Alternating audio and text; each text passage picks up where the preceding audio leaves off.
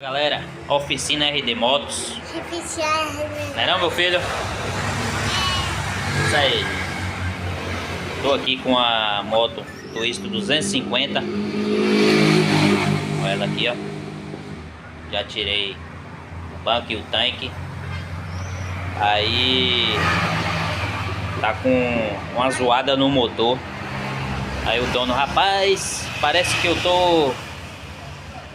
Tirei o motor, que era original, e coloquei uma máquina, motor de máquina de costura.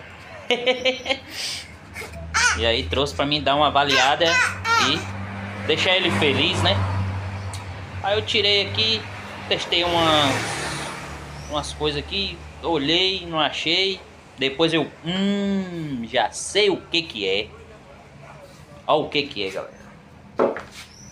Vou mostrar pra vocês. Aqui, ó. Aqui, ó. O acionador de corrente. Que é o regulador. Ó. Ó. Ó o problema aqui, ó. Eu já sei. É a duas. Aí agora nós vamos trocar essa peça aqui, né? Colocar outra. A outra. E coisa mínima.